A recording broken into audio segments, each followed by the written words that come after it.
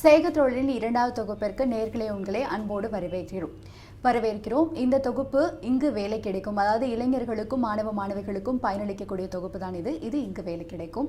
இன்னைக்கு நம்ம அரங்கத்துக்கு ஏரோநாட்டிக்கல் படிப்பு பற்றியும் அதில் கிடைக்கக்கூடிய வேலைவாய்ப்புகள் பற்றியும் பேசுறதுக்காக சுகா எம்ப்ளாய்மெண்ட் சர்வீஸ் நிறுவனரான மிஸ்டர் சுகம் நம்ம வந்திருக்காங்க. அவங்களோட பேசலாம்.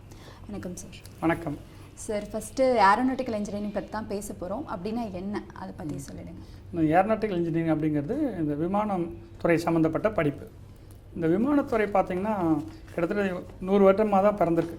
1911 தான் ரைட் பிரதர்ஸ் வந்து அந்த முதல் டெஸ்ட். இதுக்கு முன்னே நிறைய பேர் கண்டுபிடிக்க முயற்சி பண்ணியிருக்காங்க. மனிதன் பறக்கணும் அப்படிங்கிற ஆசை ஆரம்ப காலத்துலேருந்தே இருந்திருக்கு. பல பேர் பறந்து வந்து இறந்தும் போயிருக்காங்க. ஆனால் அதில் முதல்ல ரைட் பிரதர்ஸ் கண்டுபிடிச்ச உடனே இந்த துறையில் பெரிய சேலஞ்ச் இருந்தது. அந்த சவால்கள் என்ன அப்படின்னா, பறந்து போகிறது அப்படின்னாலே ஒரு பயம். இப்போ நிலத்தில் ஓடுறதுனா ஒரு மோட்டர் வெஹிக்கிளில் போகிறோம், இல்லை கப்பலில் போகிறோம், நின்னா இறங்கிடலாம்.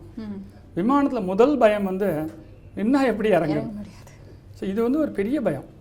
அதில் வந்து அதனால தான் அது ஒரு கமர்ஷியலாக மாறுறதுக்கு இப்போ பல இடத்துல வந்துச்சு. கிட்டத்தட்ட உலகம் முழுக்க 5 லட்சம் விமானங்கள் பறந்துகிட்டு இருக்கு. பல நாடுகளுக்கு பறந்துகிட்டு இருக்கு. உலகம் முழுக்க மிகப்பெரிய துறையாயிடுச்சு.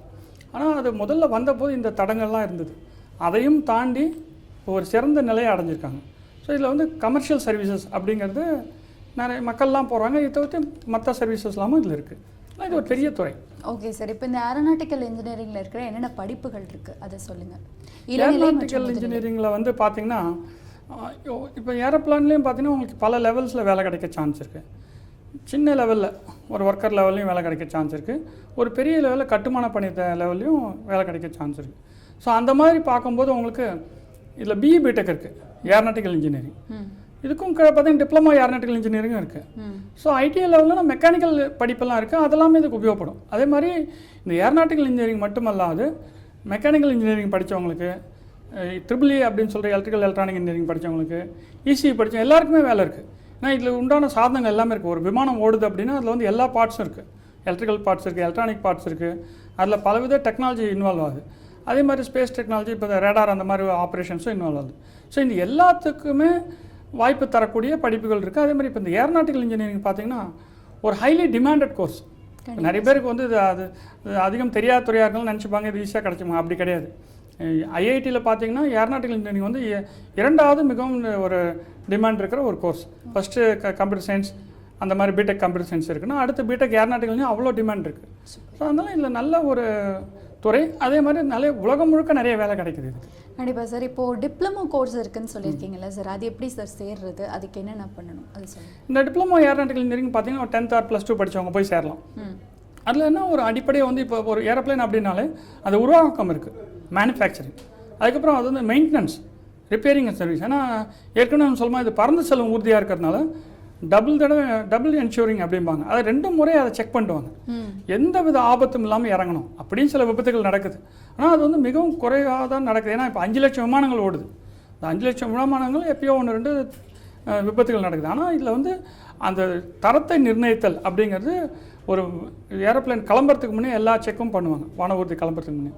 ஸோ அதனால் வந்து இதில் நிறைய ப்ரிகாஷனரி செக் அப்படிங்கிறதுக்கு நிறைய ஒர்க்கர்ஸ் தேவைப்படுவாங்க. அந்த ஒர்க்கர்ஸ் வந்து டிப்ளமா படித்தவங்களும் அதுக்கு கீழே படித்தவங்களும் எடுப்பாங்க. அதுக்கு மேலே இன்ஜினியர்ஸ் வருவாங்க. ஸோ அந்த டிப்ளமா படித்தவங்களுக்கு வந்து நல்ல ஒரு வாய்ப்பு இருக்குது. Okay sir. இதில் முக்கியமான வேலைகளாக என்னென்ன வேலைகள் இருக்கும்? ஏற்கனவே நம்ம சொன்ன மாதிரி இப்போ ஏரோப்ளேன் உற்பத்தி, ஒரு விமான ஊர்தி உற்பத்தி செய்தல். அந்த உற்பத்தி இடத்துல வந்து அந்த விமானத்தை வந்து கட்டுமான பணிகள், அது எல்லா பார்ட்ஸும் பண்ணணும். அது ஒரு மோட்டர் பார்ட்ஸ் இருக்கும். பார்த்தீங்கன்னா ஒரு ஏரோப்ளேன் தரையில் கொஞ்சம் நேரம் ஓடிட்டு அப்புறம் தான் பறக்கும். அதே மாதிரி இந்த ஏரோப்ளேன் பார்த்தீங்கன்னா இந்த பெர்னோயிலி தியரம் அப்படிங்கிற தியரத்தோட அடிப்படையில் இருக்குது. இது அந்த சின்ன வயசுலேயே நமக்கு பண்ணி காமிச்சிருப்பாங்க. ஒரு பலூனில் காற்றை இறப்பி டக்குன்னு விட்டோன்னா அது பலூன் சர்ன்னு முன்னால் போகும். இந்த தத்துவத்தின் அடிப்படையில் ஏரோப்ளேனே பறந்து போகுது. காற்றை கீழே தள்ளி அந்த ஏரோப்ளேன் வந்து வான ஊர்தி மேலே பறந்து போகுது. அதனால் இதில் வந்து நிறைய கால்குலேஷன்ஸ் உண்டு. அதே மாதிரி உலகம் முழுக்க பார்த்திங்கன்னா இந்த ஏரோநாட்டிக்கல் இன்ஜினியரிங்க்கு வந்து கண்ட்ரோலிங் மெக்கானிசம் இருக்குது. ஸோ அதனால் வந்து இப்போது அது முழுக்கவே வந்து வேலைவாய்ப்புகள் இருக்குது. கம்ப்ளீட்டாக ஒரு டெக்னிக்கல் கண்ட்ரோல் வந்து உலகம் முழுக்க இருக்குது. Okay sir. மெயின்டெனன்ஸ்னு சொல்கிறீங்களா, அதில் அப்படி என்ன சார் பண்ணுவாங்க? மெயின்டெனன்ஸ்னால் இப்போ நான் ஏற்கனவே சொன்ன மாதிரி இப்போ உற்பத்தி வந்து நம்ம பார்த்தாச்சு. உற்பத்தியில் பார்த்திங்கன்னா இப்போ அந்த பலவித கட்டுமான பணிகளுக்கு ஒரு ஏரோப்ளேன் உற்பத்திக்கு எல்லா பகுதியும் இருக்குது. அது மாதிரி எல்லா பகுதியும் மெயின்டைன் பண்ணணும். இப்போ உற்பத்தி பண்ணும்போது அது ஏற்கனவே சொன்னால் அது மோட்டர் பார்ட்ஸ் இருக்குது, ஃப்ளையிங் பார்ட் இருக்குது, அப்புறம் எலக்ட்ரிக்கல் பார்ட்ஸ் இருக்குது, எலக்ட்ரானிக் பார்ட்ஸ் இருக்குது. அதே மாதிரி அந்த ஏரோப்ளேனில் உபயோகிக்கிற பொருட்கள் எல்லாமே பார்த்தீங்கன்னா லைட் வெயிட் ஆப்ஜெக்ட் அப்படிம்பாங்க. எல்லாமே வந்து ஒரு மிதமான, ஏன்னா அது பறக்கும்போது எடை குறைவாக இருக்கணும். அதனால் பார்த்திங்கன்னா அலுமினியத்தில் தான் அந்த பாடியே இருக்கும். அந்த மாதிரி பார்த்திங்கன்னா எல்லா விஷயத்துலையும் அந்த மாதிரி ஹைலி குவாலிட்டி மெட்டீரியல்ஸ் பண்ணுவாங்க. அந்த பண்ணும்போது அதுக்குண்டான மெயின்டெனன்ஸும் கரெக்டாக பார்த்துக்கணும். ஸோ அந்த மெயின்டெனன்ஸ் பண்ணும்போது அது ஒவ்வொன்றையும் இதை செக் பண்ணுவாங்க. இந்த இப்போ இருக்கிற எல்லா பார்ட்டையும் செக் பண்ணிவிட்டு அதுக்கப்புறம் தான் ஃப்ளையிங்க்கு அலோவ் பண்ணுவாங்க. ஸோ அதே மாதிரி வீக்லி ஆர் மந்த்லி ஒரு தடவை வந்து அவங்களுக்கு இப்போ நம்ம சர்வீஸ் விடுற மாதிரி, வண்டி சர்வீஸ் விடுற மாதிரி அதுவும் கம்ப்ளீட்டாக செக் பண்ணுவாங்க. ஸோ இதில் வந்து இது எங்கே இருக்கும் அப்படின்னு பார்த்தீங்கன்னா ஏரோட்ராம் அப்படின்னு சொல்லப்படுற ஒரு ஏர்போர்ட்டில் தான் இருக்கும். அங்கே வந்து இப்போ நம்ம எப்படி காருக்கெலாம் ஷெட் இருக்கும், நம்ம விமானங்கள் நிறுத்துறதுக்குன்னா பெரிய பெரிய ஷெட் இருக்கும். அங்கே தான் இந்த மெயின்டெனன்ஸ் ஒர்க்கெல்லாம் நடக்கும், cleaning and maintenance work. So அந்த இடத்துல வந்து இந்த பணியாளர்களை வந்து மெயின்டெனன்ஸ் ஒர்க்கர்ஸ் வந்து ஒர்க் பண்ணுவாங்க. டிப்ளமோ படித்தவங்க, பிஇ படித்தவங்களும் இருக்காங்க அதில். ஓ சூப்பர் சார். சார் இப்போ வந்து இந்த எந்தெந்த +2 முடித்த மாணவர்கள், +2 படிக்கிற மாணவர்கள் எந்தெந்த பாடப்பிரிவில் அதிக மதிப்பெண் எடுத்தாங்கன்னா அவங்க இந்த துறையில் சேர முடியும்? அந்த ஏரோநாட்டிக்கல் இன்ஜினியரிங் துறை சேரணும் அப்படின்னா இந்த +2ல் ஃபஸ்ட்டு குரூப் அப்படின்னு சொல்லுவாங்க. Maths, physics, chemistry, computer science, அப்படின்னா மேக்ஸ், ஃபிசிக்ஸ், கெமிஸ்ட்ரி, பயாலஜி. அந்த மேக்ஸ், ஃபிசிக்ஸ், கெமிஸ்ட்ரி கம்பல்சரி. 4வது சப்ஜெக்ட் ஏதாவது ஒன்று இருக்கலாம். ஸோ அது இருக்கிறவங்க கம்ப்யூட்டர் சயின்ஸ் தான் அட்வான்டேஜ் ஜாஸ்தி அவங்களுக்கு. ஸோ அது படித்தவங்க வந்தாங்கன்னா அவங்க இதில் செலக்ட் ஆகலாம். அதுலேயும் மார்க் வந்து ரொம்ப நல்ல மார்க் ஆகும். இப்போ ஐஐடி அப்படின்னா ஐஐடிக்கு வந்து ஒரு ஜாயிண்ட் என்ட்ரன்ஸ் எக்ஸாம் இருக்குது, ஜேஇ எக்ஸாம் இருக்குது. அதுவும் பாஸ் பண்ணணும். அப்போ வந்து அவங்க பேசிக்காக +2லேயும் நல்ல மதிப்பெண்கள் இருக்கணும். அதுக்கப்புறம் அந்த எக்ஸாம், என்ட்ரன்ஸ் எக்ஸாம்லாம் இருக்குது, அந்த என்ட்ரன்ஸ் எக்ஸாமும் பாஸ் பண்ணணும். பாஸ் பண்ணால் அதை தவிர்த்து இப்போ தனியார் கல்லூரிகள் கூட தனித்தனியாக என்ட்ரன்ஸ் எக்ஸாம் வைக்கிறாங்க. இப்போ விஐடினா அதுக்கு தனியாக என்ட்ரன்ஸ் எக்ஸாம் இருக்கும், எஸ்ஆர்னா அதுக்கு, அது ஒவ்வொரு காலேஜும் அதுக்கு தகுந்த மாதிரி என்ட்ரன்ஸ் எக்ஸாம் தனித்தனியாக வைக்கிறாங்க. ஸோ அது இல்லாமல் அவங்க எழுதி அதில் பாஸ் பண்ணாங்கன்னா அந்த மார்க்குக்கு தகுந்த மாதிரி BE or BTech aeronautical engineering admit ஆகும். Okay sir. இப்போ தமிழகத்துலன்னு பார்த்தீங்கன்னா இந்த ஏரோநாட்டிக்கல் இன்ஜினியரிங் கல்லூரி என்னென்ன இருக்குது? நிறைய ப்ரைவேட் கல்லூரிகள் இருக்குது. ஆல்மோஸ்ட் பார்த்திங்கன்னா இப்போ நம்ம தமிழ்நாட்டில் மட்டும் 590க்கும் மேற்பட்ட இன்ஜினியரிங் கல்லூரிகள் இருக்குது.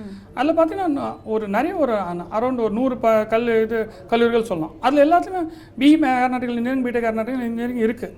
அது குறிப்பிடத்தக்கன்னா இப்போ வந்து இது கிண்டி இன்ஜினியரிங் காலேஜ் நல்லாயிருக்கு. அதே மாதிரி அண்ணா யூனிவர்சிட்டியோட இன்ஜினியரிங் காலேஜ் வந்து கோயம்புத்தூர் நல்லாயிருக்கு, ஐஐடி நல்லாயிருக்கு.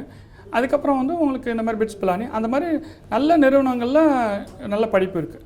ஸோ அதில் வந்து உங்களுக்கு குவாலிட்டியாக தரமான கல்வி இருக்கும், நல்ல மதிப்பெண் பெறுபவங்க நல்ல வேலையும் கிடைக்கும். இந்த படிப்புக்கு எவ்வளோ சார் செலவாகும்? இந்த படிப்புக்குன்னா மற்ற இன்ஜினியரிங் மாதிரி தான். அந்த இன்ஜினியரிங் கல்லூரிகள் பார்த்திங்கன்னா பொறியியல் கல்லூரியில் ஒவ்வொரு கல்லூரிலையும் ஒரு கட்டணம் இருக்குது. சில கல்லூரியில் வருஷத்துக்கு 2 லட்சம் ஆகும், சில கல்லூரியில் 1 லட்சம். மற்ற படிப்புகளை வந்து ஒப்பிடும்போது இந்த படிப்பு கொஞ்சம் அதிகமாக தான் ஆகும் அப்படின்னு சொல்கிறாங்க. ஆமாம் சார். இந்த படிப்புக்கு வந்து மற்ற இப்போ ஒரு காலேஜில் வந்து 50,000 ரூபா மற்ற இன்ஜினியரிங்லாம் சார்ஜ் பண்ணுறாங்கன்னா ஏரோநாட்டிக்கல்னு 1 லட்ச ரூபா சார்ஜ் பண்ணுவாங்க. ஸோ அப்போ 4 வருஷத்துக்கு 4 லட்ச ரூபா ஆகும். மற்ற இன்ஜினியரிங் மட்டும் 2 லட்சம். ஸோ அது மாதிரி கிட்டத்தட்ட 2 மடங்கு செலவாகிறதுக்கு உண்டான வாய்ப்புகள் இருக்குது. அது நான் சொன்ன மாதிரி ஒவ்வொரு கல்லூரிலையும் ஒரு விதமாக இருக்குது, அது ஃபீஸ் ஸ்ட்ரக்சர் இருக்குது. இப்போ இதில் என்ன ஒரு பெரிய அனுகூலம் அட்வான்டேஜ் அப்படின்னா இது வந்து பேங்க்லாம் லோன் கொடுக்குறாங்க. ஸோ அதனால் எதுவாக இருந்தாலும் அந்த நல்ல மதிப்பெண் பெற்ற மாணவர்களுக்கு லோன் கொடுக்கறதுக்கும் இமீடியட்டாக வருவாங்க. இப்போ ஐஐடி செலக்ட் ஆன ஒரு மாணவர் வந்து லோன் கேட்டார்னா டக்குன்னு கிடச்சிரும். இதே வந்து அவங்க அந்த மார்க்கை பார்த்து தான் லோனே கொடுக்குறாங்க. ஏன்னா திருப்பி ரீபேமெண்ட் வரணும். ரீபேமெண்ட் எப்படின்னா அவன் மார்க் இருந்தால் தான் அவன் நல்ல வேலை கிடைக்கும், நல்ல வேலை கிடைச்சா தான் லோன் ரீபே பண்ணுவாங்க. அது எல்லாம் ஒன்றுக்கொன்று தொடர்புடையது. அதனால் மாணவர்களோட படிப்பில் அவ்வளோ முக்கியத்துவம் இருக்குது. நல்லா படித்தாங்க அப்படின்னா எல்லா விதத்துலையும் அவங்களுக்கு அட்வான்டேஜ். Okay sir. இப்போ இந்த 12th இந்த 3 சப்ஜெக்ட் சொன்னீங்கல்ல, மேக்ஸ், ஃபிசிக்ஸ் அண்ட் கெமிஸ்ட்ரி, இதில் எந்த அளவு வந்து படித்தாங்கன்னா அவங்களால உடனே இந்த துறை கிடைக்கிறதுக்கு வாய்ப்புகள் இருக்குது? எந்த அளவு வந்து இது பண்ணி படிக்கல? இல்லை, மோஸ்ட்லி 90% மேலே மார்க் இருக்கும். இப்போ 90% மேலே மார்க் இருந்தால் தான் ஏரோநாட்டிக்கல் இன்ஜினியரிங்லாம் போனால் ஷைன் ஆக முடியும், கிடைக்கும். 95 above 90-95. சரி, அது ஏற்கனவே நம்ம இந்த காம்படிட்டிவ் எக்ஸாம் பற்றி சொல்லியிருக்கோம். ஐஐடி ஜேஇயில் போய் நீங்கள் காம்படிட்டிவ் எக்ஸாம் எழுதுறீங்கன்னு வச்சுக்கோங்க. அந்த ஐஐடி ஜேஇல் 2000-3000 சீட் தான் இருக்குது. அதில் ஏரோநாட்டிக்கல் இன்ஜினியரிங் பார்த்தீங்கன்னா ஒரு 300-500 சீட் தான் இருக்கும்.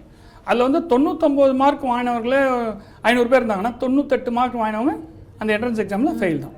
இதுதான் காம்படிட்டிவ் எக்ஸாமுக்கும் குவாலிஃபைங் எக்ஸாமுக்கும் இல்லை மெயின் டிஃப்ரென்ஸ். ஸோ உங்களுக்கு மேலே இருக்கிறவங்க நிறைய பேர் வந்துட்டாங்க அப்படின்னா 98 மார்க் வாங்கினவங்களுக்கு இடம் கிடைக்காது. அப்போ அதை புரிஞ்சுட்டு அடுத்த காலேஜ் தான் அவங்க ட்ரை பண்ணணும், ப்ரைவேட் காலேஜில் ட்ரை பண்ணணும். இது படிக்கும்போது எந்த மாதிரியான திறமைகள் வளர்த்துக்கணும் சார், அப்போ நமக்கு வந்து ஈஸியாக வேலை கிடைக்கணும்? இது வந்து இந்த இன்ஜினியரிங்கில் வந்து அவங்க எப்பயுமே ஒரு எந்த இன்ஜினியரிங் கோர்ஸ்லையும் ஃபஸ்ட்டு அந்த மாணவர்கள் தயார்படுத்துவாங்க. அந்த துறைக்கு என்னென்ன வேணும் அப்படின்னு சொல்லிட்டு ஏரோநாட்டிக்கல் இன்ஜினியரிங் என்னென்ன வேணும்னு சொல்லி தயார்படுத்துவாங்க. ஒரு ஏரோப்ளேன் வான ஊர்தி எப்படி ஓடுது, எப்படி உற்பத்தி பண்ணுறோம், எப்படி மெயின்டைன் பண்ணுறோம், அதுக்குண்டான அடிப்படை தத்துவங்கள். இப்போ நம்ம ஏற்கனவே சொன்ன மாதிரி இந்த வண்டி வான ஊர்தி எப்படி ஓடுது, பெர்னோயிலியஸ் தியரம், மற்ற சில நியூட்டன்ஸ் லாஸ் ஆஃப் மோஷன், அதெல்லாம் வச்சு பேசிக்கில் ஓடுது. ஸோ அதுக்குண்டான டிசைனிங், அதுக்கு முன்னாடி கட்டமைப்புகள், அதுக்கப்புறம் அதில் இருக்கிற பார்ட்ஸ் இப்போ வந்து ரேடார் கண்ட்ரோல் இருக்கும். இப்போ அதே மாதிரி உங்களுக்கு நேவிகேட் ஆகி போகும்போது ஈவன் இதில் படித்தவங்க பைலட்டாகவும் போகணும். ஏன்னா அந்த துறையில் இருக்கிற சார்ந்த வேலை வாய்ப்புகள் அதில் வந்து பெண்களாக இருந்தால் ஏர் ஹோஸ்டஸாக போகலாம். ஸோ அந்த மாதிரியும் நிறைய வாய்ப்புகள் இருக்குது. இந்த ஏரோநாட்டிக்கல் இன்ஜினியரிங் படிச்சுட்டு ஏர் ஹோஸ்டஸ் போகலாம். அது வந்து தப்பே கிடையாது. எனி டிகிரியும் ஏர் ஹோஸ்டஸ் போகலாம். பட் இந்த மாதிரி சில வந்து பைலட்டுக்கு அவங்களே மெயின் பைலட்டாகவும் இப்போ பெண்களே இப்போ இருக்காங்க. அதே மாதிரி ஒரு உதவி பைலட்டாகவும் இருக்கலாம் அவங்க, அந்த மாதிரி இருக்கலாம். அதுமாதிரி ஏர் ஹோஸ்டஸ்க்கும் போகலாம். ஸோ ஏர் ஹோஸ்டஸ் ஆர்டினரி படித்தாலும் போதும். ஏன்னா அதெல்லாம் வந்து உபயோகத்தில் இருக்கக்கூடிய வேலை வாய்ப்புகள். இந்த துறையில் வந்து வந்தாலும் உங்களுக்கு வேலை வாய்ப்பு நிறைய இருக்குது. ஆனால் அந்த நுணுக்கங்கள் தெரிஞ்சுக்கணும். நம்ம ஏற்கனவே சொல்ல மாதிரி இது மிகவும் ஒரு சென்சிட்டிவ் எக்யூப்மெண்ட், அதாவது பறக்கக்கூடிய ஒரு விஷயம் அப்படிங்கிறதுனால ஏதாவது பிரச்சனை வந்தால் மிகவும் ஆபத்தான சூழ்நிலை அதில் இருப்பவர்களுக்கே கொடுத்துரும். அதனால் அது வந்து மிகவும் கவனமாக செயல்படணும். அதுக்குண்டான எல்லா அடிப்படை விஷயங்களும் சொல்லிக் கொடுப்பாங்க. அதே மாதிரி ஏற்கனவே நம்ம இது ஒரு நேவிகேட் ஆகும்போது இன்டர்நேஷ்னல் ஏர் ஸ்பேஸில் நேவிகேட் ஆகும். இப்போ ஏர் ஸ்பேஸ் இன்ஜினியரிங் தனியாக ஒரு சப்ஜெக்ட் இருக்குது. Okay sir. அதில் பார்த்தீங்கன்னா அந்த ஏர் ஸ்பேஸ் அப்படிங்கிறது நம்ம நிலத்துக்கு மேலே நமக்கு வேரியஸ் அட்மாஸ்பியர் இருக்கும். அதை எப்படி யூஸ் பண்ணுறோம் அப்படிங்கிற லேயர்ஸ் இருக்கும். 200 கிலோமீட்டர் தூரம் வரைக்கும் வெறும் ஏரோப்ளேன் மட்டும்தான் இருக்குமா சார், இல்லை வேறு என்னென்னு வச்சு? இந்த ஏரோப்ளேன் தாண்டி இன்னும் ஏர் ஸ்பேஸில் வந்து ஹையர் லெவலில் பார்த்தீங்கன்னா சேட்டலைட்ஸ் இருக்கும். சேட்டலைட்ஸ் வந்து எல்லாமே ஆட்டோமேட்டிக்காக தான் இயங்கும். ஆனால் கொஞ்சம் பேர் லான்ச்சிங்க்கு அது இருக்க வேலை வாய்ப்புகள் அது ISRO அந்த மாதிரி ஸ்பேஸ் ரிசர்ச் ஆர்கனைசேஷனில் வேலை கிடைக்கும். ISROவில் கூட ஏரோநாட்டிக்கல் இன்ஜினியரிங் படித்தவங்களை எடுப்பாங்க.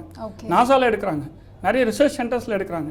ஏன்னா இதில் வந்து அவங்களுடைய அந்த ஏரோநாட்டிக்கல் இன்ஜினியரிங் அவங்க ஏரோநாட்டிக்கல் சம்மந்தப்பட்டு படிச்சிருந்தாலும் ஸ்பேஸ் கிராஃப்ட் உபயோகப்படுத்துறது ஒன்று அடிப்படை தத்துவங்களும் அவங்களுக்கு புரியுது.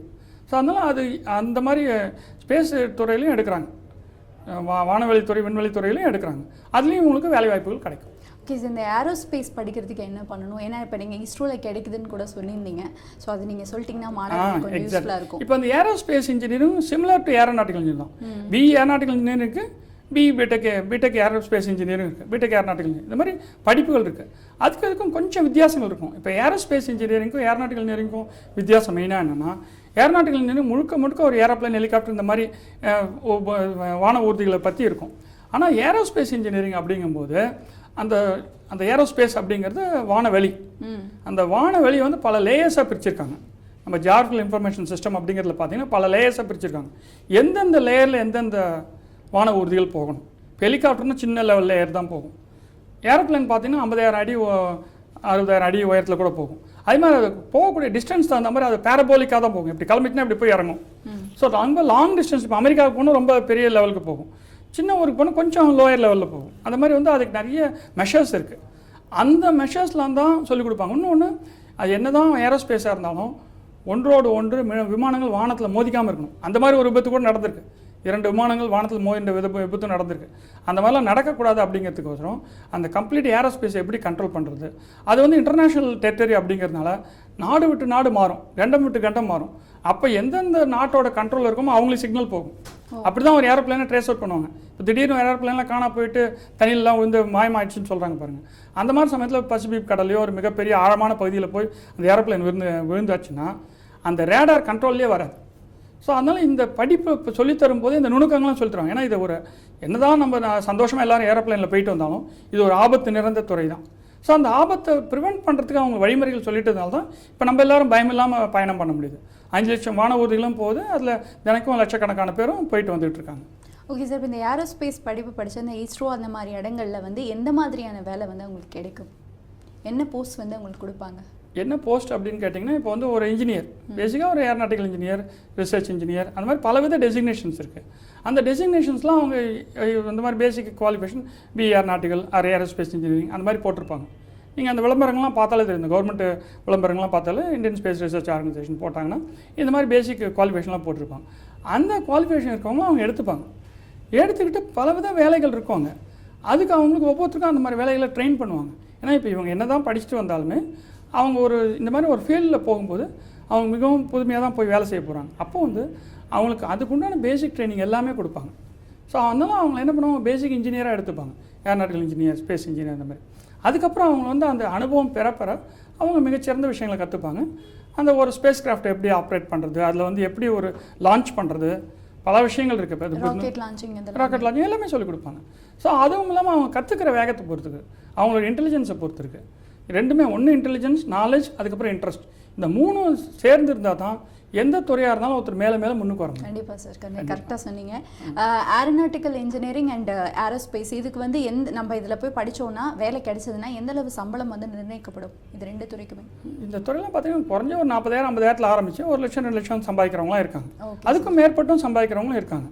ஸோ அவங்க கிடைக்கும் நிறுவனத்தை பொறுத்து இருக்குது. இது இந்தியா மட்டும் இல்லாமல் உலகளாவிய லெவலில் அவங்களுக்கு வேலை கிடைக்கும். உலகம் முழுக்க வேலை கிடைக்கும். இந்தியாவில் ஒரு 10-20% வேலை தானே, ஒரு 80% வேலை வாய்ப்புகள் உலகம் முழுக்க இருக்குது அவங்களுக்கு. அதெல்லாம் இது வெளிநாட்டு இருக்கிற இந்த மாதிரி ஏரோப்ளேன் நிறுவனங்கள் அந்த மாதிரி நிறுவனத்துலாம் கிடைக்கும். இப்போ இந்தியாவிலே பார்த்தீங்கன்னா கவர்மெண்ட்டில் பார்த்தீங்கன்னா இப்போ ஏரோப்ளேன் நிறுவனங்கள் பார்த்தீங்கன்னா ஏர் இந்தியா இருக்குது, இந்தியன் ஏர்லைன்ஸ் இருக்குது. இது தவிர்த்து ப்ரைவேட்டில் பார்த்தா ஸ்பைஸ் ஜெட் இருக்குது. ஸோ ஜெட் ஏர்வேஸ் இருக்குது. இன்னும் இந்த மாதிரி நிறைய ஏர்வேஸ் இருக்குது, இண்டிகோ இருக்குது. ஸோ இதெல்லாம் வந்து அவங்களுக்கு வேலை கிடைக்கும். ஸோ அது எல்லாமே அவங்க ஏர்கிராஃப்ட் வச்சுருக்காங்க, அவங்க மெயின்டைன் பண்ணுறாங்க. ஒரு குறிப்பிடத்தக்க வெளிநாடுகள் ஏதாவது சொல்லுங்கள் சார், எங்கே வேலை கிடைக்கும்ட்டு? வெளிநாடு எல்லா நாடுகளுமே இப்போ வந்து ஏரோப்ளேன் ஓடாத நாடே கிடையாது, வான ஊர்திகள் இல்லாத நாடு கிடையாது. ஸோ அதனால் எல்லா நாடுகளுமே வேலை கிடைக்கும். அது என்னென்னா நம்பர் வந்து அந்த கண்ட்ரியோட சைஸுக்கு தகுந்த மாதிரி கிடைக்கும். இப்போ அமெரிக்கா போன்ற நாடுகள், கனடா போன்ற நாடுகள், ஆஸ்திரேலியா அந்த மாதிரி பெரிய நாடுகள்லாம் உங்களுக்கு வந்து நிறைய ஏரோப்ளேன் ஆப்ரேட் ஆகும். வான ஊர்திகள் நிறைய போகும். இப்போ துபாயில் நிறைய போகும். அங்கே பார்த்தீங்கன்னா இப்போ ஒரு ஏர்போர்ட்டில் போனாலே அந்த டெர்மினல்ஸ் அப்படின்னு சொல்கிறது பார்த்தீங்கன்னா ஒரு 30-40 டெர்மினல்ஸ் இருக்கும். ஸோ அப்போ அதுக்கு தகுந்த மாதிரி வேலை வாய்ப்புகளும் அதிகமாக இருக்கும். கண்டிப்பாக சார். இந்த விமானத்துறை சார்ந்த அலுவலகங்களில் வேலை கிடைக்குமா? விமானத்துறையில் பார்த்து international airport authority of India அப்படின்னு இருக்குது. அந்த ஏர்போர்ட் அத்தாரிட்டியில் பார்த்தீங்கன்னா உங்களுக்கு வந்து ஒரு பலவித பணிகள் இருக்கும். ஒரு ஏர்போர்ட்டை மெயின்டைன் பண்ணுறது, ஒரு ஏர்போர்ட்டில் தான் இந்த வந்து வான ஊர்திகளும் வந்து நிற்கும். ஏரோப்ளேன் நிற்கிற இடங்களில் மெயின்டைன் பண்ணுறது, அதே மாதிரி அதில் எதுவும் விபத்து ஏற்படாமல் பார்க்கறதுக்கிறது. அதே மாதிரி அது வந்து சிக்னல் ப்ராசஸிங் அப்படின்னு சொல்லுவாங்க. ஒரு ஏரோப்ளேன் வந்து இறங்கும் போதும் பறக்கும் போதும் முக்கியமான விஷயம் சிக்னல். அந்த சிக்னலிங் கரெக்டாக இருந்தால் தான் லேண்ட் ஆகும். இதெல்லாம் பண்ணுறதுக்கும் ஏரோநாட்டிக்கல் இன்ஜினியரிங் கண்டிப்பாக படிச்சிருக்கணுமா, இல்லை டிப்ளமோ கோர்ஸ் முடிச்சவங்க கூட இதை பண்ணலாம்? டிப்ளமோ கோர்ஸ் முடிஞ்சோம் சில லெவல் வேலை கிடைக்கும். ஆனால் சில நுணுக்கமான விஷயங்கள்லாம் இந்த மாதிரி படித்தவங்களுக்கு தான் வேலை கிடைக்கும். இவன் சில பேர் பார்த்தா பிஇசி கிடைக்கும். ஏன்னா எலக்ட்ரானிக் அண்ட் கம்யூனிகேஷன் இன்ஜினியரிங் படித்தவங்க தான் அந்த எலக்ட்ரானிக் கண்ட்ரோல்லாம் பண்ண முடியும். ட்ரிபிள் இ படித்தவங்க பார்த்தீங்கன்னா அதுக்கு தகுந்த மாதிரி கிடைக்கும். ஸோ அது மாதிரி அந்தந்த படிப்புக்கு தகுந்த மாதிரி வேலைகள் அங்கே இருக்குது. ஒரு ஏர்போர்ட்லேயும் இருக்குது, இந்த மாதிரி ஏரோநாட்டிக்கல் இன்ஜினியரிங் வந்து மேனுஃபேக்சரிங்லேயும் இருக்குது, அதே மாதிரி மெயின்டெனன்ஸ்லேயும் இருக்குது. சரி, உங்களோட வேலைகளாக என்னென்ன வேலைகள் முக்கியமாக பார்க்கப்படுகிறது? வேலைகள்னால் அதான் இப்போ ஒரு ஏரோப்ளேன் வந்தாச்சுன்னா அதோட உற்பத்தி, அதோட மெயின்டெனன்ஸ், அதோட உபயோகம், எந்த ஒரு கருவிக்குமே இந்த 3 விஷயங்கள் முக்கியம். அந்த 3 விஷயங்களுமே விமானங்களை வடிவமைத்தல், அதுவும் டிசைனிங் இருக்குது. டிசைனிங்கும் உங்களுக்கு உண்டு. அதில் வந்து அதே மாதிரி வந்து கம்ப்ளீட்டாக இப்போ சாஃப்ட்வேர் கண்ட்ரோல் தான். ஸோ அதில் உண்டான சாஃப்ட்வேர் எழுதுறது கூட சாஃப்ட்வேர் நிறுவனங்களில் பொண்ணுல இந்த போயிங் அந்த மாதிரி பல நிறுவனங்களுக்கு வந்து சாஃப்ட்வேர் நிறுவனங்கள் சாஃப்ட்வேர் எழுதி கொடுக்குது. அந்த போயிங் அந்த மாதிரி பெரிய பெரிய விமான நிறுவனங்களுக்கு சாஃப்ட்வேர் எழுதுறதுக்கு பார்த்தீங்கன்னா ஒரு 500-600 இன்ஜினியர்ஸ் தேவைப்படுறாங்க. அவங்க என்ன பண்ணுவாங்க, பிஇ ஏரோநாட்டிக்கல் படித்தவங்களை எடுத்து அவங்களுக்கு சாஃப்ட்வேர் ட்ரைனிங்கும் கொடுப்பாங்க. ஸோ அந்த மாதிரி கொடுத்து எடுக்கிறாங்க. நிறைய நிறுவனங்கள் அந்த மாதிரி சாஃப்ட்வேர் நிறுவனங்கள் கூட அவங்களுக்கு வேலை கிடைக்குது. இந்த ஏரோநாட்டிக்கல் இன்ஜினியரிங் வந்து தகவல் தொழில்நுட்பத்துறையிலும் பயன்படுதுன்னு சொல்கிறாங்களே, அது எந்த அளவுக்கு சார்? தகவல் தொடர்புல ஏரோநாட்டிக்கல் இன்ஜினியரிங்னா அதாவது தகவல் தொடர்பு ஏரோநாட்டிக்கில் பயன்படுது. அதாவது ஒரு ஏரோப்ளேன் வந்து பறக்கிறதுக்கு தகவல் தொடர்பு மிகவும் முக்கியம். ஆனால் ஏரோப்ளேன் மேலே போயாச்சு அப்படின்னா அது எலக்ட்ரோ மேக்னெட்டிக் சிக்னல் தான் கொடுக்குது. அந்த சிக்னல்ஸ் தான் லேண்டில் ரிசீவ் பண்ணி அந்த ஃப்ளைட் எங்கே இருக்குன்னு கண்டுபிடிக்கிறாங்க. அதேமாதிரி ரேடார் ஆப்ரேட் ஆகுது. ஸோ அந்த தகவல் தொடர்பு சாதனங்கள் அனைத்துமே ஒரு ஏரோப்ளேன் பறக்கிறதுக்கு வான ஊர்தி செல்வதற்கு மிகவும் முக்கியம். அதெல்லாம் சீராக இருந்தால்தான் நம்ம ஒரு ஏரோப்ளேனை ட்ரேஸ் பண்ண முடியும். ட்ரேஸ் பண்ணி அது மாதிரி லேண்டிங் இன்ஃபர்மேஷன் கொடுக்க முடியும், எந்த நேரத்தில் லேண்ட் பண்ணணும். அதே மாதிரி அதில் வெதர் கண்ட்ரோல் இருக்குது. அப்போ வெதர் படித்தவங்களுக்கும் மெட்டீரியல்ஜி படித்தவங்களுக்கும் கிடைக்கும் வேலை. அந்த மாதிரி இது சம்மந்தப்பட்ட துறையில் எல்லாருக்குமே வேலை கிடைக்கும். ஓகே சார், இந்த படிப்பு வந்து எத்தனை வருட படிப்பு? இது பிஇ பிடெக்லாம் 4 வருட படிப்பு. டிப்ளமோலாம் ஒரு 3 வருஷம் படிக்கணும். ஸோ அதனால் அது எது படித்தாலும் வேலை கிடைக்கும், அந்தந்த லெவலுக்கு வேலை கிடைக்கும். டிப்ளமோ லெவல்னால் ஒரு உங்களுக்கு ஒரு மெயின்டெனன்ஸ் ஆப்ரேஷன்ஸ் அந்த மாதிரி கிடைக்கும். பிஇ படிச்சுன்னா அது நெக்ஸ்ட் லெவல் கண்ட்ரோல் லெவலில் வேலை கிடைக்கும். ஓகே சார், இந்தியாவில் இதற்கான வேலை வாய்ப்புகள் கம்மி அப்படின்னு சொல்கிறாங்களே, அது ஏன் சார்? அது அப்படின்னு சொல்ல முடியாது. இந்தியாவும் இப்போ வளர்ந்து வரும் நாடு தான். இப்போ நம்மளே பார்த்திங்கன்னா இந்த வான ஊர்தித்துறையும் இருக்குது. இந்த ஏர்போர்ட்லேயும் பார்த்திங்கன்னா ஏர்போர்ட் இருக்குது, அதே மாதிரி ப்ரைவேட் ஏர்லைன்ஸ் இருக்குது, கவர்மெண்ட் ஏர்லைன்ஸ் இருக்குது. இது தவிர்த்து இந்த ஸ்பேஸ் ரிசர்ச் ஆர்கனைசேஷன்ஸ் இருக்குது.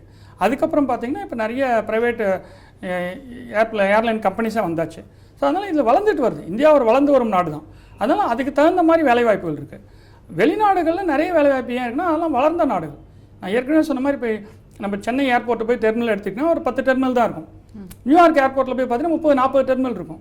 அதே மாதிரி வந்து இறங்கும் விமானங்கள், இப்போ செல்லும் விமானங்களும் பார்த்தீங்கன்னா 1000 கணக்கில் இருக்கும். எவ்ரி 2 மினிட்ஸ் அங்கே ஒரு ஃப்ளைட் இறங்கும், ஒரு ஃப்ளைட் போகும். அதே மாதிரி தான் துபாயில்.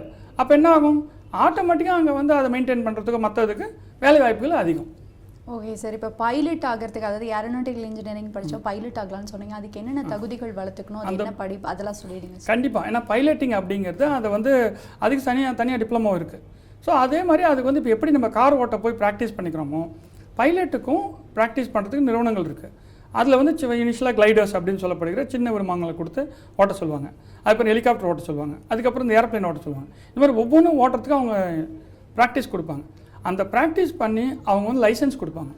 எப்படி நம்ம இது கார் ஓட்டுறது லைசன்ஸ் கொடுக்குறாங்க, 2 வீலர் ஓட்டுற லைசன்ஸ் கொடுக்குற மாதிரி ஏரோப்ளேன் ஓட்டுறதுக்கும் லைசன்ஸ் கொடுப்பாங்க.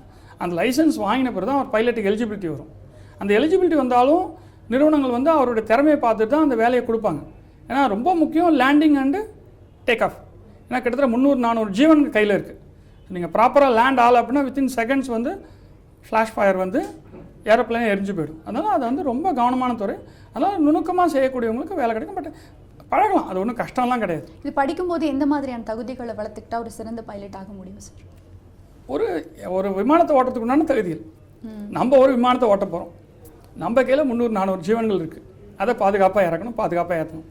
அதே மாதிரி நாமளும் அதில் இருக்க போகிறோம். நான் அந்த விமானத்தில் ஓட்டப்போரும் இருப்பார். ஸோ அவரோட உயிரும் வந்து அவர் கையில் தான் இருக்குது.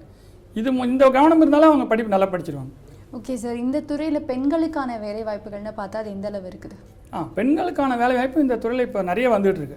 இப்போ நிறைய பேர் பெண்களே பைலட் ஆயிருக்காங்க. அப்பப்போ நீங்கள் செய்திகளில் கூட பார்ப்பீங்க. அதே மாதிரி இது வந்து இது மிலிட்ரியிலையும் நிறைய வேலை வாய்ப்பு இருக்குது. இந்தியன் ஏர்ஃபோர்ஸ் அப்படின்னு சொல்லப்படுகிற போர் விமானங்களில், அந்த போர் விமானங்கள் ஒரு முக்கிய பங்கு வகிக்குது. அதுலேயும் வந்து பெண்களே பைலட்டாகவும் இருக்காங்க. ஆனால் பெண்கள் வந்து இந்த துறையில் பைலட் ஆகிறது கொஞ்சம் கம்மி தான். மற்றபடி இந்த மெயின்டெனன்ஸ், இந்த ஏர் ஹோஸ்டர்ஸ், அந்த மாதிரி அசிஸ்டன்ட் பைலட் அந்த மாதிரிலாம் நிறைய இருக்காங்க. ஏன்னா இதில் வந்து பொறுப்புகள் சிலது இருக்குது அப்படிங்கிறதுனால வந்து நிறைய பேர் அதை எடுத்துக்கிறது இல்லை. ஆனால் இப்போ நிறைய பேர் வர ஆரம்பிச்சிருக்காங்க. ஆனால் அந்த ஏர்போர்ட்டில் வந்து நிறைய பெண்களுக்கு வேலை வாய்ப்பு இருக்குது. பார்த்தீங்கன்னா நீங்களே ஒரு ஏர்போர்ட்டில் போய் பார்த்தீங்கன்னா மெஜாரிட்டி பெண்கள் தான் இருப்பாங்க. அங்கே என்ன மாதிரியான வேலை வாய்ப்புகள் சார்? அங்கே வேலை வாய்ப்புனா டிக்கெட்டிங் இருக்கும். அவங்க வந்து இப்போ ஒரு ஏரோப்ளேனில் போகணுன்னா அவங்க வந்து ப்ராப்பராக ஒரு ஏரோப்ளேனில் போர்டிங் ஆகணும். போர்டிங் ஆகணும்னா அது டிக்கெட் செக் பண்ணணும், அவங்க லக்கேஜ் செக் பண்ணணும். அதுக்கப்புறம் அந்த மாதிரி ஒர்க்லாம் இருக்கும். அவங்களுக்கு அசிஸ்டன்ஸ், ஒரு பயணிக்கு வந்து உதவக்கூடிய ஒர்க்கெல்லாம் இருக்கும். அவர் போய் ப்ராப்பராக லேண்ட் ஆகிற வரைக்கும், அதாவது ஃப்ளைட்டில் போகிற வரைக்கும், அப்புறம் திருப்பி வந்து லேண்ட் ஆகிற வரைக்கும் நிறைய ஏற்பாடுகள் இருக்குது. அந்த ஏற்பாடுகளும் பெண்கள் நிறைய ஒர்க் பண்ணுறாங்க. Okay sir. இதுக்கு வந்து பைலட் ஆகணும் அப்படின்னா ஏதாவது ஒரு எந்தெந்த காலேஜில் போய் சேரணும், அதுக்கு என்ன இது? இல்லை, அதுக்குன்னு சில ட்ரைனிங் இன்ஸ்டியூட்ஸ் இருக்குது. ஏர்போர்ட்டுக்கிட்ட இருக்கும். நீங்கள் ஈவன் கூகுளில் சர்ச் பண்ணி பார்த்தாலும் இருக்கும். அந்த இன்ஸ்டியூட்டில் போய் நீங்கள் சேர்ந்து படிச்சிங்கன்னா பைலட் ஆகலாம். அதே மாதிரி நம்ம சொன்ன மாதிரி அவங்க லைசன்ஸ் கொடுப்பாங்க. விமானம் ஓட்டி லைசன்ஸ் வாங்கணும், அதுக்கப்புறம் தான் பைலட் ஆகணும். கண்டிப்பாக சார். இவ்வளோ நேரமாக இந்த aeronautical engineering and aerospace, pilot, இந்த மாதிரி நிறைய விஷயங்கள் வந்து நான் உங்ககிட்ட கேள்வியாக கேட்டேன். நீங்கள் எல்லா விஷயத்துக்குமே ரொம்பவே தெளிவாகவும் பொறுமையாகவும் நிதானமாகவும் பதில்களை சொன்னீங்க. ரொம்ப நன்றி சார். நன்றி, வணக்கம்.